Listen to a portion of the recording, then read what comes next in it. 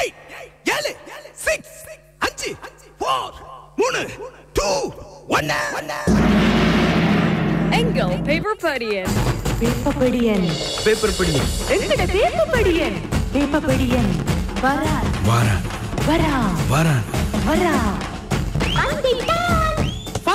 வந்துட்டேன் என்ன தத்தவலாங்க அப்படிதான் பேப்பர் எடுக்கிறேன். இனிய காலை வணக்கம் தமிழ் பேசும் மக்கள் எல்லாருக்கும் அண்ணா, உங்களுக்கும் வணக்கம் அண்ணா. வணக்கம் பாருங்க, நீங்க கொண்டு வந்திருக்க பேப்பரை ஏன் அவர் வந்து இழுக்கிறார்? அதானே ஏன்னு கேளுங்க. அதான் ஏன்னு கேட்கிறேன். அவர் அங்கால என்னோட பாக்கணும்னு சொல்லி மற்ற தினக்குரல் பத்திரிகை படுக்கிறார். அவர் யார்கிட்ட சொல்ல மாட்டார். அது சொல்ல மாட்டேன். அப்புறமா நல்ல பெனி நாட்டுல குடிலாம் கிடக்குது. நம்ம காலையில வரக்குள்ள அப்படியே சில்லுன்னு இருக்கு. நான் கொடுத்துட்டு எல்லாம் விட்டுக்கிட்டு தான் வந்துடுறேன். ஓ, அதான் நான் பார்த்தேன். என்னோட வித்தியாசம் வர புதுடெல்லியிலும் பயங்கரமான பனிமூட்டம் என்று நீங்களும் இல்லாத நான் சொல்லிக்கின்றேன். அப்படி எல்லா இடங்களையும் ஒரு இதுதான். என்ன வானிலை மாற்றம், காலநிலை மாற்றம். வீரகேசரி பத்திரிகை எடுத்து படிக்கிறேன்னா சீனாவுக்கு உத்தியோகபூர்வ விஜயத்தை மேற்கொண்டிருக்கிறார் ஜனாதிபதி அனுரகுமார திசாநாயக்கா. எனவே அவருடன் சீன ஜனாதிபதி அனுருடன் சந்திப்பில் ஷி ஜின்பிங் உறுதியளிச்சிருக்காருன்னா அதான் இன்றைக்கு பிரதான தலைப்புச்சியா வந்திருக்கிறது. புதிய யுகத்துக்காக இலங்கையுடன் இணைந்து பணியாற்றுவதற்கு தயார் என்று அவர் சொல்லி இருக்கிறார். குறிப்பாக இந்த என்னண்டா நெருங்கிய நட்பு, இரண்டு நாடுகளுக்கும் நெருங்கிய நட்பு நாடுகள் என்ற வகையில் சீனாவுக்கும் இலங்கைக்கும் இடையிலான நீண்ட கால உறவை நினைவு கூர்ந்த சீன ஜனாதிபதி எதிர்காலத்தில் இலங்கையுடன் தொடர்ந்து ஒத்துழைக்க தயாராக இருப்பதாகவும் உறுதியளித்திருக்கிறார். இதன்போது இரு நாடுகளுக்கும் இடையான பொருளாதாரம், சமூகம் மற்றும் கைத்தொழில் துறை சார்ந்த பல புரிந்துணர்வு ஒப்பந்தங்களும் கைச்சாத்திடப்பட்டன. இப்போ முன்னாண்டா இவர்கள் கேள்வி கேட்பார்கள், அந்த ஒப்பந்தத்தில் என்ன இருக்கு வெளிப்படுத்துங்களேன். இப்ப இங்க இருக்கிற மற்ற இப்ப ஆளுங்கட்சி தவிர்த்த மற்ற கட்சிக்காரர்கள் கேட்பார்கள், 15 ஒப்பந்தங்கள் என்ன ஒப்பந்தங்கள் என்ன இருக்குன்னு சொல்லுங்க பாபம் கேட்பாங்க. வெளிப்படையா சொல்லுங்க பாபம் கேட்பாங்க. அடுத்ததாக அரிசி தேங்காய் தட்டுப்பாடு பிரச்சனைக்கு ஓரிரு நாட்களுக்குள் தீர்வு காண முடியாது அரசாங்கம் சொல்லுது. பெருந்தோட்ட கைத்தொழில் அமைச்சர் சமந்த வித்தியார்னா சொல்லி இருக்கிறார். ஒரு நாட்கள்ல இந்த பிரச்சனைக்கு நாங்க தீர்வு காண முடியாது. ஆனா இதே ஆளுங்கட்சி ஆளுங்கட்சிக்கு வர முதல்ண்டா இப்படியான பிரச்சனைகள் வரும்போது அது இதெல்லாம் சின்ன விஷயம் தான் சொன்னார்கள். சின்ன விஷயம், ஈஸியா இதெல்லாம் சிம்பிளா முடிச்சிடலாம். பிரச்சார நடவடிக்கைகள் ஈடுபடும் போதெல்லாம் எதிர்த்து கதைக்கிற நேரம் கதைச்சிருக்காங்க என்னன்னா. ஆனா இப்ப அவையிலும் சொல்லி போட்டினா அரிசி தேங்காய் தட்டுப்பாடு பிரச்சனைக்கு ஓரிரு நாட்களுக்குள் தீர்வு காண முடியாது. சரி, இப்படியும் சொல்றாங்க. ரணில் விக்ரமசிங்க ஜனாதிபதியா கேட்க இந்த கஷ்டப்படுறவர்களுக்கு அரிசியை பகிர்ந்தளித்தாராம். அதனாலதான் தட்டுப்பாடு ஏற்பட்டிருக்காம. அதனாலதான் ஐக்கிய தேசிய கட்சியினுடைய தவிசாளர் வஜிரா அபிவர்த்தனை சொல்லி இருக்கிறார், சும்மா ரணிலை குறை கூறாமல் பிரச்சனைகளை தீருங்கள். பாத்தீங்களா? இப்படியும் சொல்றாங்க. எப்படி தெரியுமா?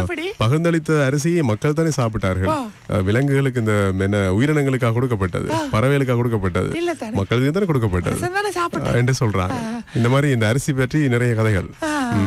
தவியலகளவில் மாணவி கடத்தல் விவகாரம் 3 பேருக்கும் மூவருக்கும் விளக்கமறியல் வழங்கியிருக்காங்க. இதுல 27ஆம் தேதி வரை கண்டி தவுளுகளை தெரியுதா போலீஸ் பிரிவுல தான் அந்த மேலதிக கடத்தப்பட்ட மாணவி அந்த சரி வந்திருக்கிறது. அரிசி தட்டுப்பாட்டுக்கு அரசாங்கமே பொறுப்பு, இயலாமையை மூடி மறைக்க போலி பிரச்சாரம் என்கிறார் ரோகிணி எம்பி சொல்லி இருக்கிறாங்க. அரசியல் கைதிகள் இல்லை, பழைய பல்லவியை பாடாதீர். அந்த நேற்று நாங்க சொன்னோம் அரசியல் கைதிகள் யாரும் இல்லைன்னு சொல்லி உள்ள இருக்கிறதுல தமிழ் கைதிகள்ல அந்த அரசியல் கைதிகள் என்ற அடையாளங்கள் யாருக்கும் இல்லை அரசாங்கம் சொன்னதுக்கு தான் எதிர்ப்பு வெளியிட்டிருக்காங்க. அரசுக்கு வலியுறுத்தி இருக்கிறார், தமிழ் கைதிகளை விடுவீங்கள், அரசியல் கைதிகள் இல்லை, பழைய பல்லவியை பாடாதீர் என்று. அடுத்ததாக நெல்லுக்கான உத்தரவாத விலை வர்த்தமானி அடுத்த பேரம் பெறுமா? மாவோ சேவிங் நினைவிடத்தில் ஜனாதிபதி அனுர அஞ்சலி செலுத்தி இருக்கிறார். சீன கம்யூனிஸ்ட் கட்சியினுடைய வரலாறு இடங்களான கண்காட்சியை பார்வையிட்டிருக்கிறார். சீன வரலாற்று முக்கியத்துவம் வாய்ந்த இடமான குங் அரண்மனையை அருங்காட்சியத்தையும் பார்வையிட்டார். பல இடங்களுக்கு சென்று அவர் விசிட் பண்ணி கொண்டிருக்கிறார். சில பேர் மாவோ சேதுங்னு சொன்ன உடனே யார் என்று கேட்பார்கள் தானே. அதாவது அங்கே அந்த சீனாவை ஒரு குடியரசு நாடாக அறிவித்தவர் இவர் தான். 1949ஆம் ஆண்டு அந்த நினைவிடத்துல போயிட்டு அஞ்சலி செலுத்தினார். மிகப்பெரிய போராளியா, ஒரு கவிஞர், எழுத்தாளர், நிறைய விஷயங்களை நாங்கள் சொல்லலாம். ஒரு அரசியல்வாதி, மற்றது போரெல்லாம் நடத்தியவர், முன்னாள் கம்யூனிஸ்ட் புரட்சியை செய்தவர், மிகப்பெரிய யுத்தங்கள் ஈடுபட்டவர். ஆகவே மிக முக்கியமான ஒரு தலைவராக பார்க்கப்படுறவர் தான் அவர். அவருடைய அந்த நினைவிடத்துக்கு சென்று அங்கே விசேட நிகழ்விலும் பங்கு பெற்றிருந்தார். இவருடைய வாழ்க்கையில நான் ஒரு முறை வாசிச்சிருந்தேன். ஏன்னா வேர்ட்ஸ் ஆஃப் வார்னிங் என்ற ஒரு புத்தகம், அதை வாசிச்ச பிறகுதான் அவர் அவருடைய வாழ்க்கையே மாறி போனதா சொல்லியிருந்தார். சரி, சீகிரிய குன்றை இரவு வேளையில் பார்வையிட அனுமதி இல்லை. ஊடகங்களில் வெளியான செய்தி பொய்யானது. புத்த சாசன சமய கலாச்சார அலுவலர்கள் அமைச்சு சொல்லி இருக்காங்க.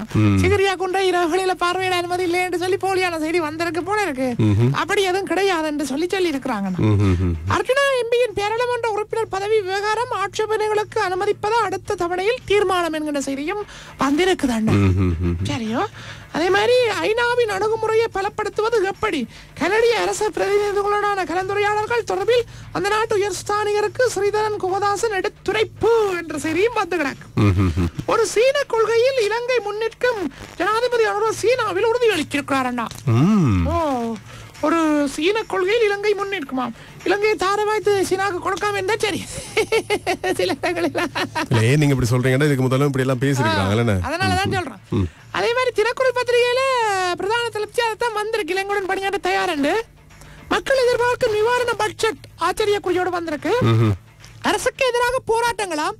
சஜித்தை சந்தித்த தொழிற்சங்க கூட்டணியா சரியும் வந்து கிடக்கு. தொழிற்சங்க கூட்டணி இப்ப அரசுக்கு எதிராக கொஞ்சம் கொஞ்சமாக வேலை பெருக்குது. அதாவது இந்த எதிர்ப்புகள் வேலை வெடுக்குது, வெடுக்குது, வேலை பெருக்குது. ஆனா இவரை சந்தித்து சந்திச்சு பேச்சுவார்த்தை நடத்திருக்காங்க. மக்களின் பிரச்சனைகளை தீர்க்காது ரணிலை குறை கூறுவதால் எதுவும் நடக்க மாட்டாது என்கிற செய்தி இதுலயும் வந்திருக்கிறது. ஐக்கிய தேசிய கட்சி கூட்டணி இருக்குதானே, அதுக்கு செல்வம் தலைவர் இல்லையா, அதுவும் ஒரு போலியான செய்தி. நேற்றுதான் வந்து இன்றைக்கு இல்லையா. சரியா, செஸ் வரியை குறைக்க அனுமதி, சிபிஐ தீர்ப்பினை 100 ரூபாவால் குறைப்பேன் என்கிற செய்தியும் வந்திருக்கிறது. அண்ணா, ஆட்டோக்களில் பொருத்தப்பட்டுள்ள மேலதிக உதிரிப்பாகங்களை அகற்ற தேவையில்லையா? அப்ப நிறைய பேருக்கு சந்தோஷம். ஆனா இப்ப அகற்றியவர்கள் திரும்ப போட்டுட்டோம்.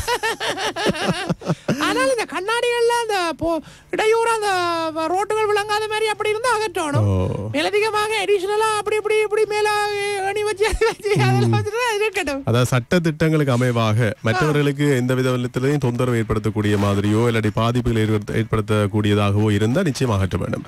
அப்படி இல்லையாண்டா பாவிக்கலாம், பயன்படுத்தலாம். செய்தி வந்திருக்கு. அந்த அளவுக்கு எதிர்ப்பு அரசாங்கத்தை போட்டு தட்டி தேட்டாங்க. நிறைய பேர் எதிர்ப்புகளை வெளியிட்டாங்க, பயந்து போட்டாங்க போல. அரசிற்கு தண்ணி காட்டிய அரசு இறக்குமதியாளர் செய்தியும் வந்து கிடக்கு.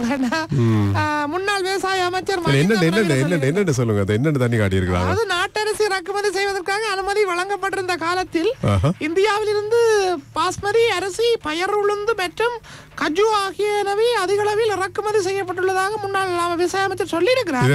இறக்குமதியாளர்கள் சிலர் அரிசி கொள்கலங்களில் மறைத்து வேறு தானிய வகைகளையே அதிக அளவில் இறக்குமதி செய்துள்ளதாகவும் அவை இப்போதும் அவர்களின் களஞ்சிய சாலைகளில் மறைத்து வைக்கப்பட்டுள்ளதாக சொல்லப்பட்டது. தண்ணி காட்டி இருக்கிறாங்க. கண்டி மாவட்டத்தில் வருடாந்தம் 3000 கோடி ரூபாவை உண்ணும் குரங்குகளாம். அங்க விவசாயிகளை எல்லாம் முன்னது போல இருக்கு. அங்க விவசாயிகளுக்கு பாதிப்புகளை ஏற்படுத்தி இருக்கிறது. தினக்குரல் பத்திரிகையின் முற்பக்க செய்திகளாக வந்து கிடக்கு. சரி, நன்றி. இன்று உங்களுடைய சேவையை நாளைக்கு வெள்ளிக்கிழமை சந்திப்போம். பாய், டாடா. பேப்பர் படியம் போலாம்.